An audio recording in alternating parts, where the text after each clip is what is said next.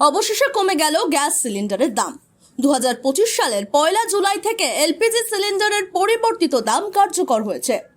নতুন দাম কার্যকর হচ্ছে, তবে দাম কমার এই সুবিধা পাবেন না সাধারণ মানুষ। দাম কমছে বাণিজ্যিক এলপিজি গ্যাস সিলিন্ডারের।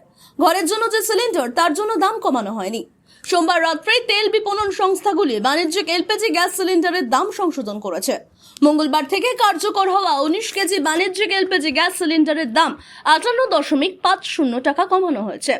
দিল্লিতে আজ থেকে 19 কেজির বাণিজ্যিক এলপিজি সিলিন্ডারের খুচরো বিক্রয় মূল্য হবে 1665 টাকা। তবে 14.2 কেজি ঘরোয়া সিলিন্ডারের দামে কোনো পরিবর্তন হয়নি। যদিও এর আগে এপ্রিল মাসেই বাড়ানো হয় 14.2 এলপিজি সিলিন্ডারের দাম। সেই সময় দাম সিলিন্ডার পিছু 50 টাকা করে বৃদ্ধি করা হয়।